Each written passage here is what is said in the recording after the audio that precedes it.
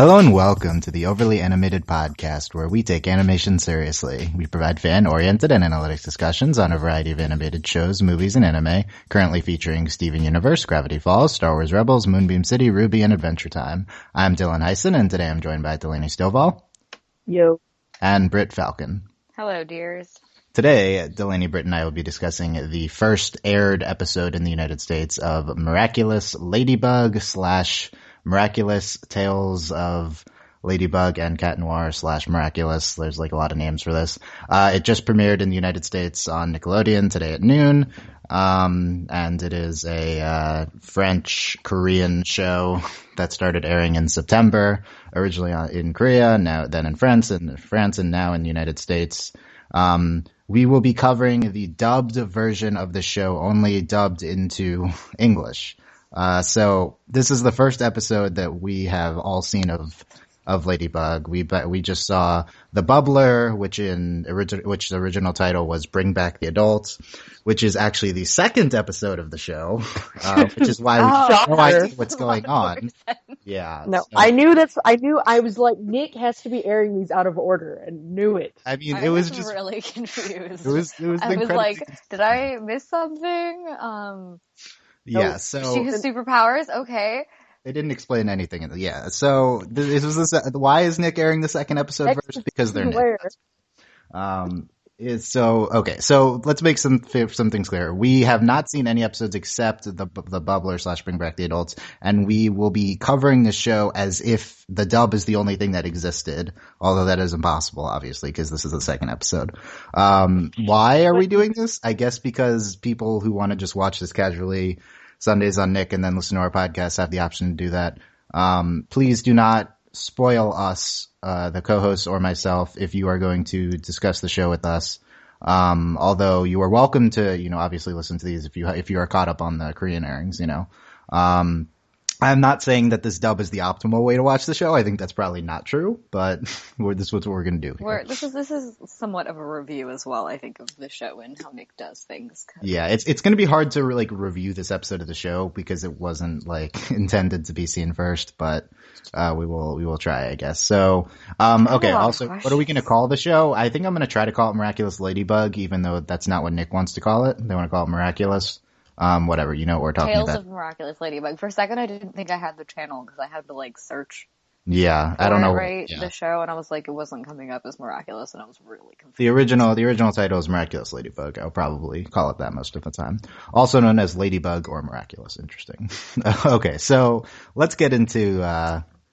Okay, so first of all, as we discuss this, you need to understand that our viewing experience was hampered by Nick airing the second episode first. But so we could kind of get into basic plot details and go over that. I read Nick's Nick has a Miraculous series page, and I read the description there, and I've read the basic Wikipedia description. So I have some handle of the series mythology. But I have a vague notion based on Tumblr screenshots. Yeah, Same. I've had that. I actually did Tumblr save your Miraculous Ladybug for that purpose. Once I realized we were going to be watching this show. Yeah, and I don't know. I guess there could be spoilers. If we try to go too deep, I don't know how many spoilers the show has, but it's kind of. So why are we covering the show? Yeah, that's another thing to discuss. This was one of the most hyped animated series in years. There was an original trailer when this series has gone through a lot of iterations of production. Originally it was going to be a more anime-y and adult oriented series, and then there was one trailer of that and kind of blew up huge on in the animation world. And they refocused the show, changed the animation style, made it more children oriented. But it's still kind of a big deal as it's airing now, I guess. So I think we should at least try to cover it. But, I don't know. Well, we'll see. I don't know. I enjoyed this episide, I guess. Delaney, what was your initial reaction other than confusion to the series? Well, I quickly was okay, obviously, Nick, this is not the first episode, because I was just okay, I'm gonna file that away for later, and I'm just gonna watch it. And cause of course I had to decide this in the first 5 minutes of watching the episode. I'm either I'm gonna be confused or I'm gonna try and like it. So I really enjoyed the episode. I think the animation is interesting and I really like it. It's a familiar style, but also they're doing fun things with it. And then I think we have some interesting mythology we're going to get into, and I love their friends. Like, this is going to be great. I'm actually really excited to keep watching the show just based off, like, character interactions, because, like, we have some genuine friends, like, to the main characters, which, I mean, we have some shows where it's like that, but I don't know. I've never really liked side characters so, like, immediately before lacking the main characters, excluding Korra. Because that happened to Korra. But I really liked it, and I think I've also never really watched a show set in France, so like it's really cool running around Paris the whole time. Like that's neat. I like it. Yeah, I am glad Nick didn't try to make this not. I mean, it would have been impossible to make it not set in Paris, but a lot of times dubs try to like pretend shows are in the U.S. So they did say Paris, so that's good. Brit, LOL, we're swinging around that. Yeah, and it's there are no tourists. No one spots them. Brit, what was your reaction to this show? It was cute. And I actually really, really like the animation. And she has a really cute purse. And I like a girl who rocks pink pants. So yeah, it was actually it was very cute. So but like, that's kind of all I got out of it. Yeah, it's there's not. I think we're just like really early in the show. So yeah, I think the animation stands out for sure. Something that stands out is kind of how like Saturday morning cartoonish, like childish the show seems. I don't know if it's that way in the original version, the French Korean, or if it's just something that Nick did for the dub. I think it was just like my expectations for it were so much different from just I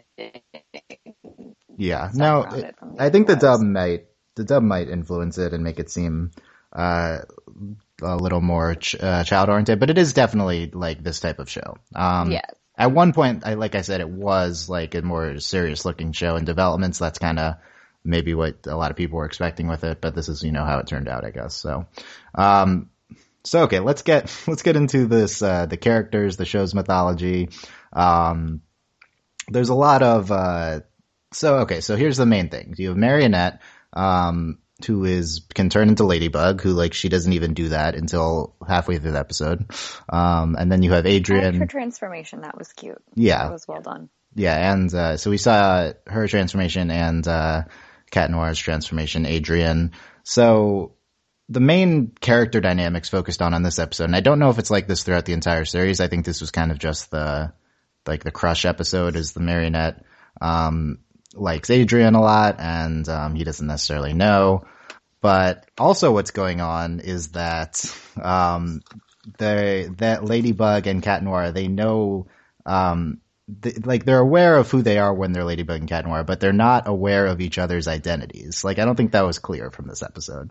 That was not clear. So like, what's to me, what's like the most interesting dynamic here is that them as, and we got some of this episode, them as, their superhero versions are kind of like really flirty. And, like Ladybug and Cat Noir, you saw that when they're inside the bubble, and they're like really, confident and stuff. But they don't know who they are. But then in real life, Marinette's super shy around Adrien. So I think that's a really interesting dynamic that's going on.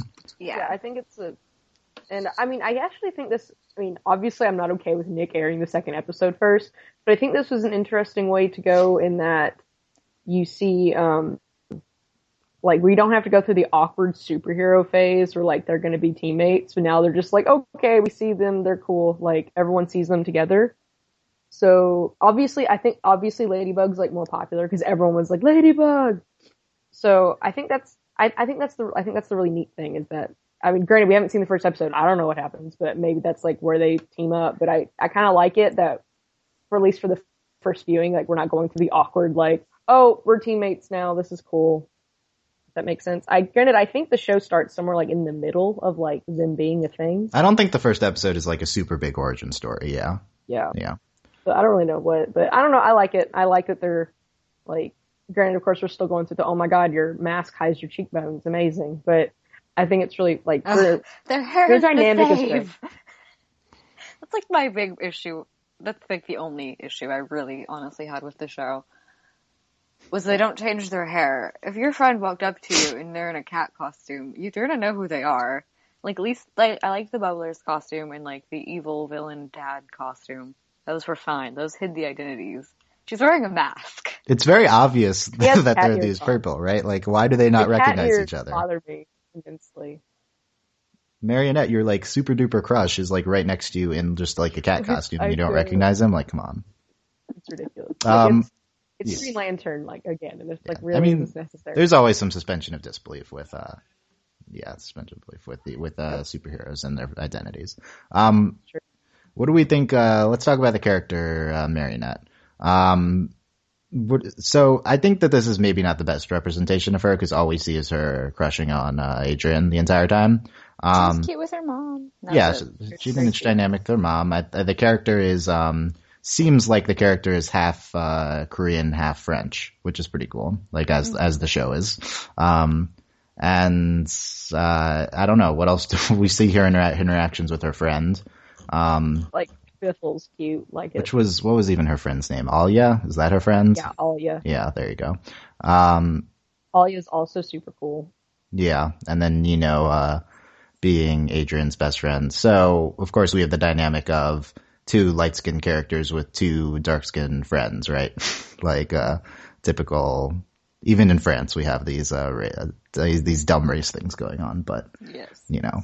At least the token minority friends seem like actual people, so that's fun. Yeah. What impressions did you get from Marinette from this episode? Well, I like at the end, like they kind of like they were kind of like, okay, we had like this flirty, like, oh my god, crush episode, but then at the end she's like, it doesn't matter. Like, she doesn't want to ruin, like, the new thing with his dad. So yeah. I thought that was cool. And, like, I like that I don't know, Marinette just seems really sweet. And, like, her she's the, seems like the perfect superhero. Like, she's the kind of person, like, you'd want to be a superhero. Like, she seems really sweet and, like, she cares about people and. That's what you need in a superhero. What do you think of this dynamic with her, like, being more confident as her superhero version? Because like one of the big things we also got from this episode was her super social awkwardness, which is just her like stumbling over words and just like saying things backwards and stuff like that. Well, I think it's hard to talk about now simply because this is the crush episode. Like, does that make sense? Yeah, like, so it's like not obvious if this is how she is just with Adrien or how she is in general. Is that what you mean? Yeah, because like I don't think we can know. Yeah. Like this is one of those episodes where it's really hard to get a feel for a character, though I think we got a fair feel for the characters. And this case, this is a difficult episode to evaluate things like that simply because it was the crush episode. Yeah, I think that she's just supposed to be awkward in general. Yeah, I think she's supposed to be awkward in general. I don't think she's going to be like this. I don't think she's as awkward though. Like I think she's going to be moderately awkward. I hope she's awkward. I don't think she's going to be like intensely awkward, but. She's going to be intensely awkward. Because obviously this wasn't in the episode, but like Nick kept showing like clips from other episodes and like she tries to be sassy and the words come out wrong. So I think like, I don't know. I don't think she's like as intensely awkward as like this episode made her seem. Yeah, I think that's probably true. So hopefully more on her character in the future. What do we think of Adrien? So he's the rich boy with unaffectionate father. Do you mean like his voice actor or like his voice actor, but also his character design model? Rich boy whose dad doesn't really like it. Oh wait, does Tomiki Senpai's dad like him? His grandma doesn't like him. Okay, we don't need to get another show. But yeah, we'll get into the dub in a few minutes. But yeah, he's almost a stereotype, not even like a stereotype, just like a character. He's very tropey. This is a very tropey character, yeah. He's a very tropey character. Yeah. The villain girl, the antagonist girl that Marinette doesn't like is very tropey. Yeah. I think Adrien sticks out to me as like the most stereotypical character, right? Just like the rich guy who doesn't have affection from his father, Well, at least he's not a jerk. Yay. Yeah, I think that's a little bit of a subversion. He's like super nice, right? So yeah, he's not. I like that. I like that he's super nice. Yeah. We don't see that much of him other than the strained relationship with his father. I think that's kind of all we get from this episode. We don't really know his feelings towards Marinette. Like we don't know if he even knows. Like it seems like he knows she exists, but we don't know anything beyond that. He's pretty oblivious. Yeah, he just seems kind of the typical oblivious guy. So other characters, this episode was big on Adrien's friend Nino, who becomes the villain of the episode. Interesting, I think, way to go. Like, I think it's an interesting thing to take, like, a character's best friend who's superhero, but then, like, it's just part of, like, the villain plot, and they're not even surprised. They're just like, we gotta rescue our friend. Like, it's really neat. Yeah, so I think let's talk about the mythology of the show. I think this is how each episode's gonna go. So, we have, the villain who we didn't get an introduction to, who's just randomly there, Hawkmoth. And he sends an Akuma to evilize, is an actual term they use in the show. Whoever he sends the Akuma to, which is in the form of a butterfly that he like poisons or something. So, the Akumas are, I don't know what's going on with Akumas, stuff like that. So it seems like Hawkmoth is just in hiding and he's gonna turn someone evil different every time, right? Every episode. Just to try and get their little creatures that they have, but that they have a word for that I can't remember. When Hawkmoth uses his mind-controlling moth-like creatures called Akuma to turn people into baddies. So I have the Nick Page description up here. Let's talk about the basic mythology. So, becoming a ladybug is a complicated process. First, Marinette needs a Kwami, which is a tiny magical assistant. Hers is named Tiki. She also needs a Miraculous, which is a magical accessory. Hers is a pair of earrings. Tiki uses the Miraculous to transform Marinette. But her ladybug superpowers only work for a limited time. So it's a two-step process here. We have the little cute, assistant guy. And then, who are the, Kwamis. And then we have the Miraculous, which is super awkward having an item called a Miraculous. But those are earrings, and I don't even know what Cat Noir's were, but. It's a ring. Is his ring? Okay. Cool. And, that lets them do cool stuff. So what do you think of this, the superhero mythology going on? Well, aside from the awkward name Miraculous, I think it's a really neat, because when I first saw it, was there a Kami? Can you say that again? Kwami. Kwami? Kwami, yeah. So Kami or Kwami? Kwami. So that's really cool. Like, I think that's really neat. And I was like, oh, they have a little dude. That's awesome. And they're adorable. Have a Pokemon! Like, it's so great. And they like talk. It's awesome. Like, I think it's great. I mean, I actually like this mechanism. I hope to see, I want to know more about it. I want to know if there's other people with them. Like, are we going to have side heroes who show up? Like, this is cool. Yeah, it is. And where's the origins of all the, 10-year-old me is freaking out because I would have been obsessed with the show. I agree. It would help if we knew if we saw the first episodes, we'd know where they came from, but I'm not sure. So it's the concept of having the little person, and then it's her Tiki needed a cookie in this episode to keep going. That's interesting. It's adorable. It was adorable, I guess. Yeah. And then it's just funny. It's just, I don't know. It's just great. So then her power is what do they call it? The Lucky Charm, right? Yeah. Yep. And that manifests in anything. It seems random. And then it's kind of Sherlock Holmes in that she gets something and then she has to figure out how it's helpful. The problem is I don't think it's her figuring out, because then she looks around and she sees ladybug spots on things and that tells her what to do. It's kind of like in a video game when you press the button and it shows you what to do next. Yeah, it's you've never played the new Tomb Raider games. It's like Assassin's Creed, the Eagle Eye. Yeah. Yeah, so I don't know who's telling her what to do with it and who gives her what item. It would be cooler if she was doing more. I think if she was smarter in terms of the application of it.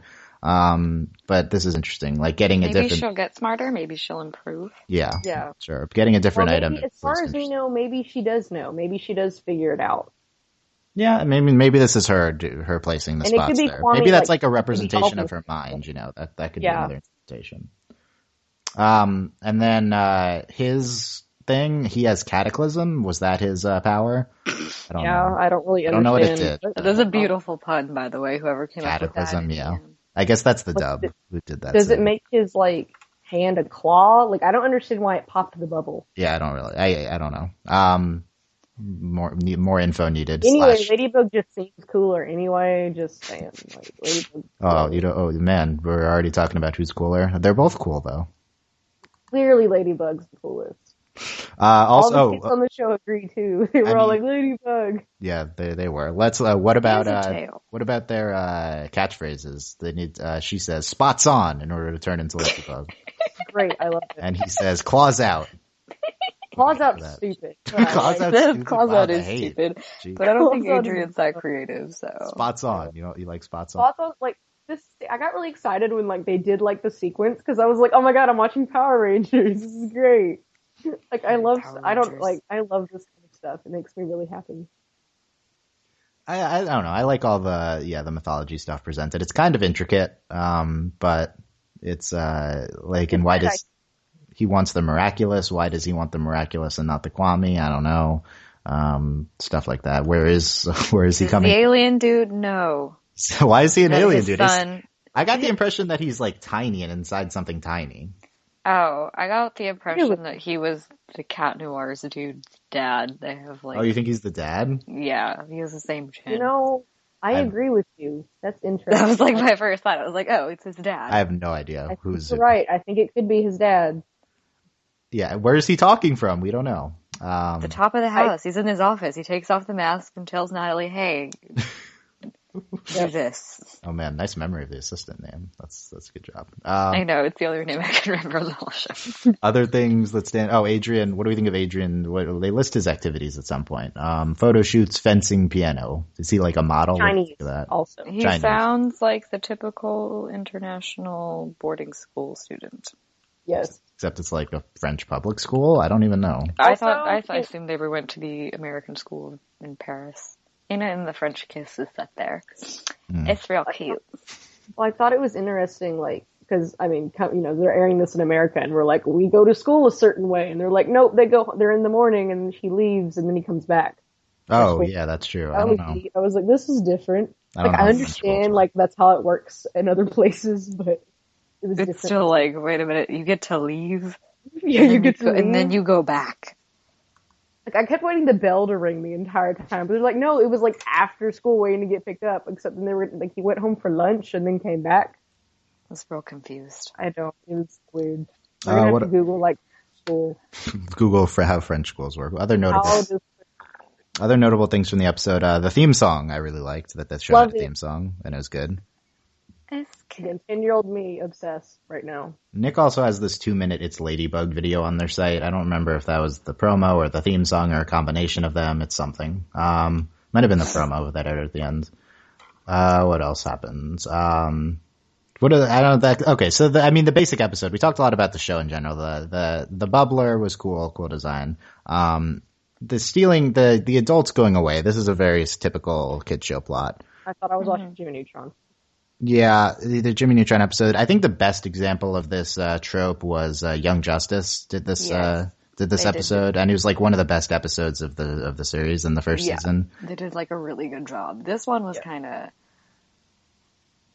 like this trope was made for Young Justice because that's like the younger version of the superheroes. So you take away the older versions of the superheroes, and it's just like it makes sense there. Here, it's like okay, you know, it's what. Well, here it's just like trope. Yeah, it's fine.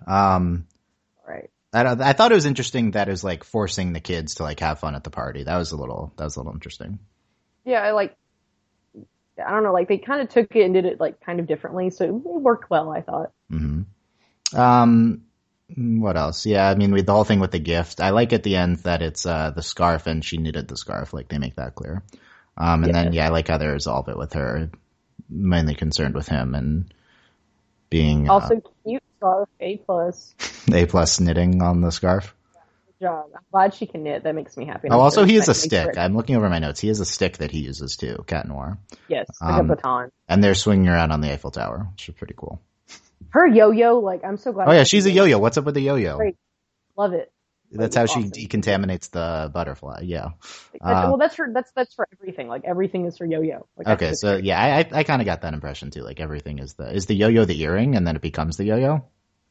Is it? I think that's her miraculous. Probably, but I'm not sure. I think it's great. Like I just love like that's the kind of stuff I like liked to watch growing up, and I'm still like really attached to, is like when it's something like, it's not anything like weird or like, Power Rangers had like their weird Power Ranger stuff, but like here it's like I just love it when it's like an ordinary object, and like that's why they're like superheroes. Like I think it's great. Like it's a yo-yo. How awesome. Yeah, I think that was pretty cool. Sorry to burst your bubble. She finally said 20 minutes into the episode. They finally make the pun. Yes, what do we think of the dub? Obviously we haven't seen the sub, so we don't, not the sub. Yeah, no, the original version. But, what do we think of, Christina V as Marinette? Her voice is very high pitched. Very high pitched. Perfect for like a young girl or teenager. How old is Marinette? She's like 14? Don't know. Yeah, I don't know. I would have said like 15. That was just like my gut, what I thought. How like 13, like 14 14, 15-ish. Yeah. Her voice is a little adult doing a young girl voice to me, but I don't know. Bryce Papenbrook as Adrien. He's in a lot of animes and stuff, so he's a familiar voice. Yes. And other people. Yeah, I don't know. The dub was fine. Like it wasn't didn't really like bother me. It didn't like take me out of it or anything. Like it didn't seem like a big problem. Yeah, I was happy that they seemed to preserve like the Frenchness of the show, which was one of the main things. Which is great. I think it's wonderful. Yeah, it's a very unique dynamic going on, at least for us. Series created by Thomas Ostruck. He worked on Witch and Totally Spies, French shows. Oh, that's why it looks so familiar. Like, in style. If you've seen those shows, it's very similar. I was trying to figure out, I'm like, what's this vibe I'm getting? What is it from? And that's what it is. Yeah, I mean, the famous French animated shows, Totally Spies, Code Lyoko, and Witch and stuff like that. Yeah, there's a history of animation coming from France, and watch them. Yay! I did watch all of them. I did watch them. So good. Yeah, I was a huge Code Lyoko fan. Totally Spies is also very good. Next week, Witch was great. I don't know if you guys ever watched Witch. No, I watched. I did not watch Witch, so I don't know. Witch, so good. So good. Oh my god, you have to watch it. Watch this too. Yeah, next week we are Mr. Pigeon. So we are getting a new episode next week, which is, are you ready for this? The 5th episode of Miraculous Ladybug. So that's what we're looking forward to next week.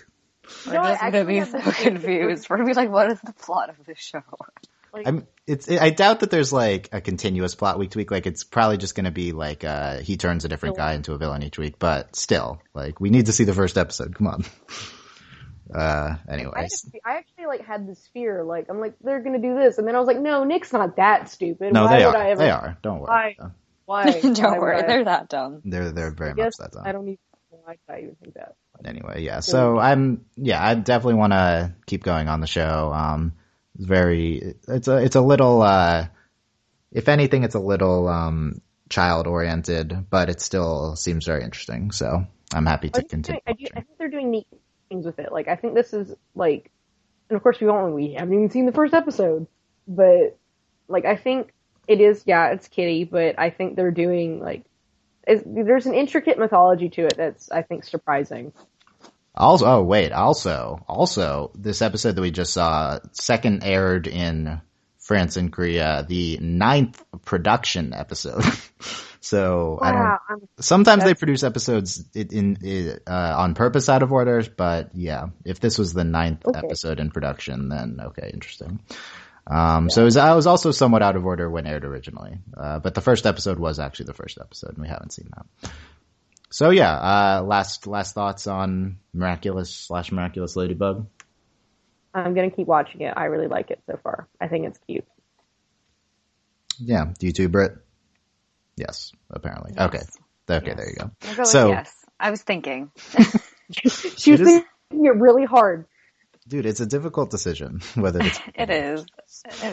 Let us know what you thought of the dub. If you're gonna send us feedback, make sure you specify whether you are just seeing this episode or whether you watch the Korean version regularly.